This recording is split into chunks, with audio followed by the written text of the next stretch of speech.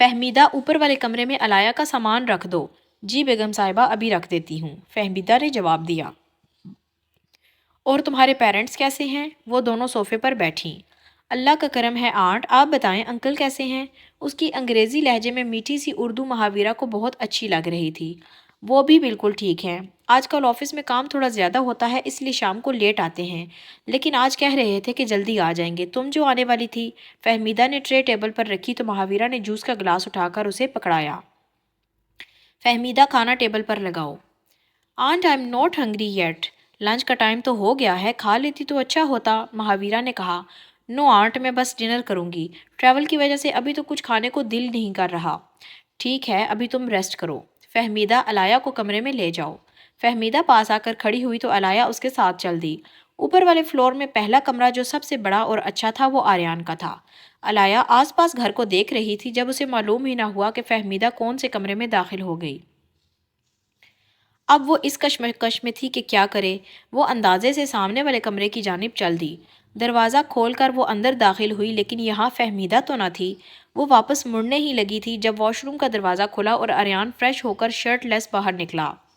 بے داغ سفید جسم، چوڑا سینہ، سکس پیک بنائے ہوئے، اس کے جسم سے پانی کے قطرے ٹپک رہے تھے۔ اچانک یہ سب ہو جانے پر علایا حیرت سے اس کی باڈی کی طرف دیکھ رہی تھی جب وہ بولا، do you need some thing? Aryan کی آواز سن کر ہوش آنے پر وہ جی بھر کے شرمندہ ہوئی۔ Nothing, sorry I didn't know it was your room. وہ اپنی نظروں کا زاویہ بدلتی ہوئی بولی۔ اٹس اوکے، آریان نے کہا تو وہ فوراً کمرے سے باہر نکلی۔ بی بی جی کہاں رہ گئیں آپ؟ فہمیدہ ساتھ والے کمرے سے باہر نکل کر بولی۔ کہیں نہیں، علایا اس کمرے میں داخل ہو گئی۔ لیزا، ذائشہ نے اس کے کمرے میں داخل ہو کر کہا۔ یس موم، کیا ہوا بیٹا؟ آج تو تمہارا یونیورسٹی میں پہلا دن تھا، اچھا نہیں گزرا کیا؟ ذائشہ اس کے اترے ہوئے منہ کو دیکھ کر بولی۔ ماما میرا دن بالکل بھی اچھا نہیں گزرا۔ کیوں؟ ایسا کیا ہوا؟ یوں نہیں جاتے ہی ایک بے وقوف لڑکے نے میرے اوپر پانی گرا دیا، میرے سارے بال اور کپڑے بھیگ گئے تھے۔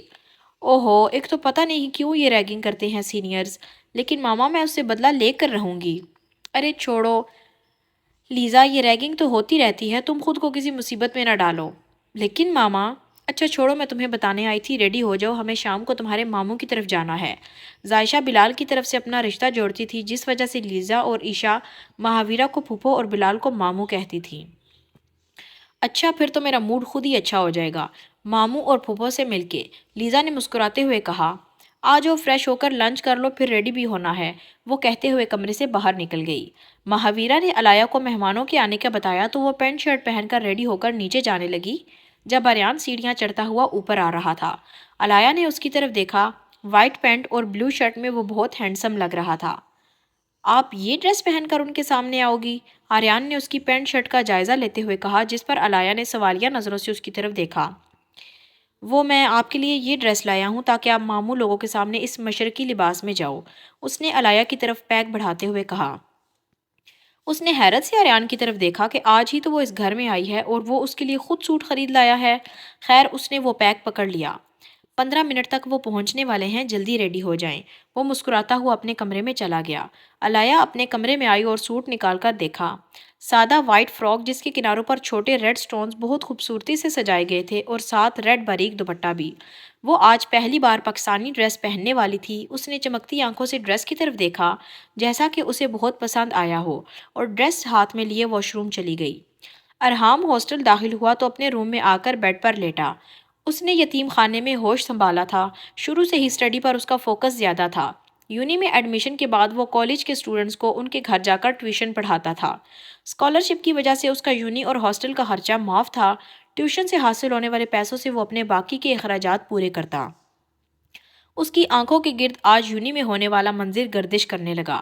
لیزا کی نیلی خوبصورت آنکھیں جن میں اس وقت طیش اترا ہوا تھا۔ لیزا، ارحام نے زیر لب کہا جب زوہا نے لیزا کو اس کے نام سے پکار کر مخاطب کیا تھا تو ارحام کو اس کا نام معلوم ہوا تھا۔ اسے کب سے اپنی گردن پر جلن محسوس ہو رہی تھی لیکن غور نہیں کیا تھا۔ اب وہ اٹھ کر واش روم گیا اور شرٹ اتار کر ہینگ کرنے کے بعد بے تاثر چہرے کے ساتھ مرر کے سامنے کھڑا ہوا۔ اس کی گردن پر زخم کے نشانات تھے جو یقیناً لیزا کے ناخنوں کی بخشش تھے۔ اس نے شاور آن کیا اور ٹھنڈے پانی سے سکون حاصل کرنے لگا۔ اس کے روم میٹس کو ہمیشہ اس سے ایک ہی شکایت تھی کہ وہ کبھی ہنستا نہیں تھا۔ انہوں نے آج تک ارحام کو ہنستے ہوئے نہیں دیکھا تھا۔ وائٹ ہاؤس کے باہر گاڑی کا ہارن بجا تو واچ مین نے جلدی سے گیٹ کھولا۔ آہل اور زائشہ گاڑی سے باہر نکلے، ساتھ ہی لیزا اور عیشا بھی باہر آئے۔ ہائے ویر پھو، عیشا بھاگتی ہوئی مہاویرا سے لپٹی۔ میری پیاری گڑیا کیسی ہو؟ پھو میں بالکل ٹھیک ہوں، آپ کیسی ہیں؟ ہٹو پیچھے، پہلے بڑوں کو تو مل لینے دو۔ زائشہ اسے پیچھے دھکیلتی ہوئی مہاویرا سے ملی۔ بھئی اسے مہاویرا کے سامنے مت ڈانٹو، تمہیں پتہ تو ہے نا اپنی پھپھو کی لاڈلی ہے یہ، آہل نے مسکراتے ہوئے زائشہ کو کہا۔ اور میں تو جیسے سوتیلی ہوں، لیزا جو کہ ابھی گاڑی کے پاس ہی آ کر کھڑی ہوئی تھی منہ بسورتے ہوئے بولی۔ ارے ادھر آؤ، وہاں کیوں کھڑی ہو؟ تم دونوں تو میری جان ہو، مہاویرا نے بلایا تو لیزا مسکراتے ہوئے اس کی طرف بڑھی۔ ہاں بھائی، اسی لیے آپ کی پھپھو اب کبھی مجھے جان جانو کہہ کر نہیں بلایا، بلال نے کہا تو مہاویرا نے اسے کوہنی مار کر چپ رہنے کا اشارہ کیا۔ بلال تم بھی ابھی تک نہیں سدھرے، آہل نے ہنستے ہوئے کہا۔ ہاں جیسے تم تو سدھر گئے ہو، بلال نے کہا تو آہل کا کہا لگا جس پر مہاویرا اور زائشہ دونوں کے چہرے شرم سے لال ہوئے۔ حد ہے، کم از کم بچوں کا تو خیال کر لیں، مہاویرا نے لیزا اور عیشا کی طرف اشارہ کرتے ہوئے کہا جو اس وقت اپنی ہنسی دبانے میں مصروف تھی۔ کیا اب پورا خاندان یہیں کھڑا ہو کر باتیں کرتا رہے گا یا اندر بھی آئے گا؟ آریان جو کہ ان کے اندر آنے کا انتظار کرتے کرتے اب خود ہی باہر نکل آیا تھا۔ تم بھی ہمارا استقبال نہیں کرتے، اسی لیے آج تمہیں آنے پر مجبور کر دیا، آہل نے بازو پھیلاتے ہوئے کہا تو آریان ان کے گلے لگا۔ ارے آپ میرے ماموں ہیں، بادشاہ اکبر تھوڑی جن کا استقبال کیا جائے، آریان نے انہیں چھیڑا اور باقیوں سے ملنے لگا۔ آریان کتنی بار کہا ہے کہ اپنے ماموں سے اس طرح بات مت کیا کرو، مہاویرا نے ٹوکا۔ کیا مام، ماموں ابھی جوان ہیں اس لیے میں ان کے ساتھ دوستوں جیسا ہی بیہیو کرتا ہوں۔ بالکل بالکل، آریان ٹھیک کہہ رہا ہے، آہل کو تو سبھی ایکٹیویٹیز ابھی تک جوانوں والی ہی ہیں، بلال نے ہنستے ہوئے کہا۔ تم کون سا بوڑھے ہو گئے ہو، میں نے دیکھا ہے ابھی بھی لڑکیاں تمہیں تاڑتی ہیں، آہل نے کہا لگایا اور مہاویرا بلال کو گھورنے لگی۔ ارے اب کوئی اندر بھی چلے گا کہ نہیں، میں کھڑے کھڑے تھک چکی ہوں، عیشا منہ بسورتے ہوئے بولی۔ ارے چھوٹا نمونہ تم بھی ادھر ہو، آریان نے اس کے سر پر تھپکی لگائی، یہ آریان کا نوازا نام تھا۔ آریان بھائی آپ کیوں مجھے چھوٹا نمونہ کہہ کر چھیڑتے ہیں، میری ہائٹ پوری 5 فٹ ہے، ایک تو تم ہی ہم سے سب سے چھوٹی ہو، دوسرا ہائٹ سے بھی کم ہے، تیسرا تم ہو ایک نمبر کا نمونہ، اسی لیے تمہارا نام چھوٹا نمونہ رکھا ہے، اس نے پھر سے عیشا کے سر پر تھپکی لگائی۔ نہیں ہوں میں چھوٹی، اب میں خود ہی اندر جا رہی ہوں، آپ سب کھڑے رہو پوری رات یہاں، اس نے منہ بسورتے ہوئے چشمے کو انگلی سے آگے دھکیلا اور گھر کے اندرونی حصے میں داخل ہو گئی۔ آریان بھائی کیوں عیشا کو اتنا تنگ کرتے ہیں آپ، لیزا نے کہا۔ اسے تنگ کرنے میں مزہ ہی بہت آتا ہے، آریان نے ہنستے ہوئے کہا تو لیزا بھی ہنسنے لگی، سب اس چھوٹے نمونے پر ہنستے ہوئے اندر داخل ہوئے۔ السلام علیکم، سب لاؤنج میں بیٹھے باتیں کر رہے تھے جب علایا آئی۔ وعلیکم السلام، ماشاءاللہ شہروز بھائی کی بیٹی تو بہت پیاری ہے، زائشہ نے کہا۔ آریان نے اس کی طرف دیکھا، وہ فراک پہنے اور گردن میں سرخ دوپٹہ لپٹے بہت خوبصورت لگ رہی تھی۔ سلام دعا کے بعد علایا صوفے پر بیٹھی۔ تمہارے ماما پاپا کیسے ہیں بیٹا، آہل نے پوچھا۔ جی وہ بالکل ٹھیک ہیں، آپ سب کو بھی یاد کرتے رہتے ہیں، وہ انگریزی لہجے میں بولی تو سب کو سننے میں اچھا لگا۔ کتنا پیارا بولتی ہے یہ بچی، زائشہ نے مسکراتے ہوئے کہا تو علایا بھی مسکرانے لگا۔ ہائے آئی ایم لیزا، آریان بھائی کی کزن، آریان بھائی کی کزن، لیزا نے اس سے ہینڈ شیک کیا، علایا کو وہ اچھی لگی۔ نائس ٹو میٹ یو، علایا نے مسکراتے ہوئے کہا تو جوابیہ لیزا بھی مسکرائی۔ اپنے ڈیڈ کو بھی ساتھ لے آتی، وہ تو یہاں کا راستہ ہی بھول گیا ہے، بلال نے کہا کیونکہ شہروز ان کے ولیمہ والے دن کے بعد سے آج تک پاکستان نہیں آیا تھا۔ ہاں البتہ کبھی کبھار کال ضرور کر لیتا تھا۔ میں نے ڈیڈ کو کہا تھا لیکن انہوں نے کہا پھر کبھی آئیں گے۔ چلو کوئی بات نہیں، اور بیٹا آپ کیا کرتی ہو، آہل نے پوچھا۔ میں ایجنسی جوائن کرنا چاہتی ہوں، علایا کی بات پر سبھی حیران رہ گئے، خاص طور پر آریان۔ اچھا تو یہ جذبہ آپ کو اپنے پاپا کو دیکھ کر ہی آیا ہوگا، آہل نے مسکراتے ہوئے کہا۔ جی بالکل، بس پاپا سے ہمیشہ ان کے کام کے قصے سنتی آ رہی ہوں، اس لیے میرے اندر بھی شوق پیدا ہو گیا۔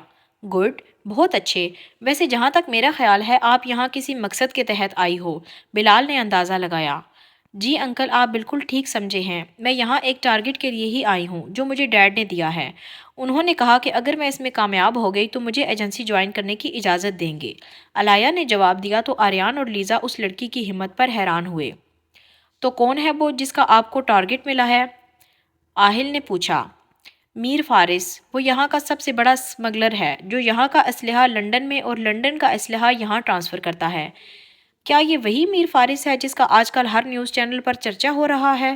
بلال نے کہا۔ جی انکل، یہ وہی اسمگلر ہے، لیکن ابھی تک وہ کسی کی نظروں میں نہیں آیا۔ اگر وہ ہمارے سامنے آ جائے تو ہم اسے پہچان نہیں پائیں گے۔ دھیان سے بیٹا، وہ بہت پہنچی ہوئی چیز ہے، آہل نے اسے وارن کیا۔ آپ فکر مت کریں انکل، میں پوری احتیاط سے کام کروں گی۔ چلیں، اللہ آپ کو کامیاب کرے۔ آہل نے اسے دعا دی جس پر وہ آمین کہہ گئی۔ واؤ ویر پھو، یہ تو فائٹر بھی ہیں اور بہت ہی بیوٹیفل بھی ہیں۔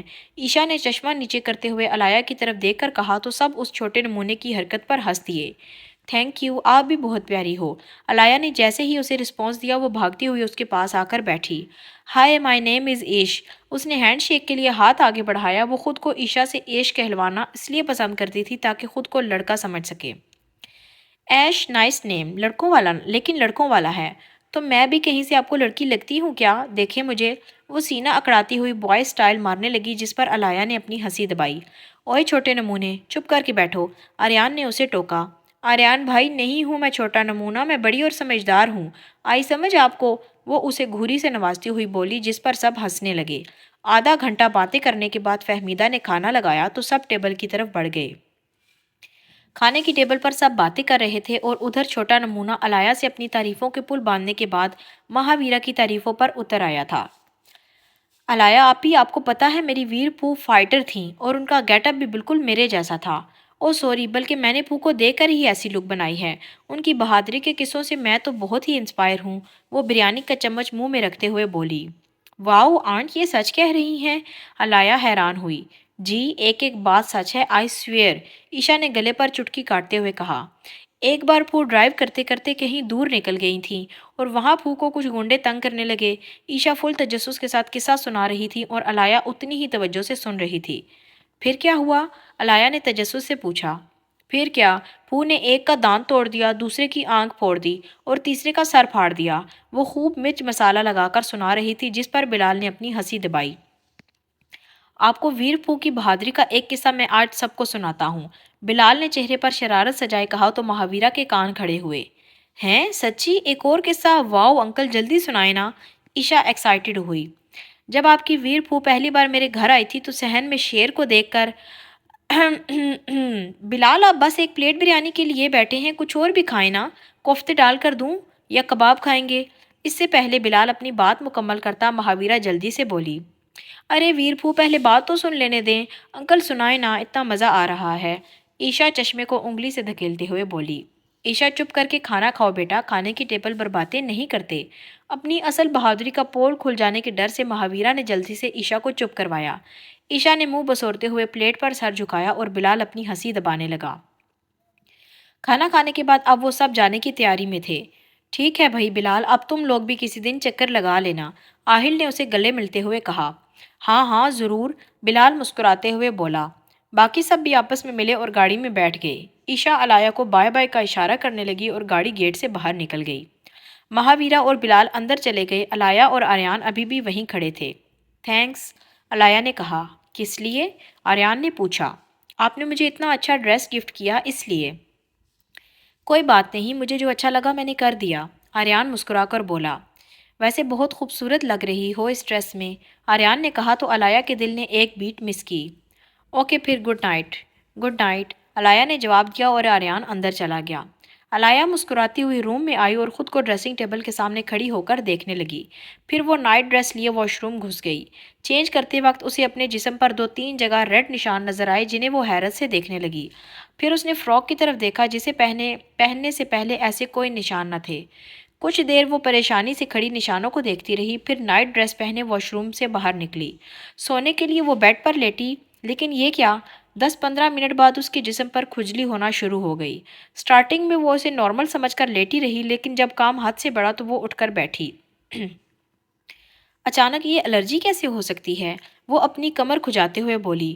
ادھر آریان خوشی بیڈ پر لیٹا تھا۔ اب پتہ چلے گا چھپکلی کو کہ جب نیند خراب ہوتی ہے تو کیسا فیل ہوتا ہے۔ وہ نچلا لب دانتوں تلے لیے مزے سے بولا۔ آہ چل بھائی ریان آرام سے سو جا۔ وہ کمفرٹر اوڑھے سکون سے سونے کی تیاری کرنے لگا۔ فجر کی اذان ہوتے ہی ارحام کے موبائل پر الارم رنگ ہوا۔ اس نے موبائل اٹھا کر الارم آف کیا اور اٹھ کر بیٹھا۔ ایک نظر گھوڑے بیچ کر سوئے ہوئے اپنے روم میٹس علی اور فیصل پر ڈالی، پھر وضو کرنے کے لیے واش روم چلا گیا۔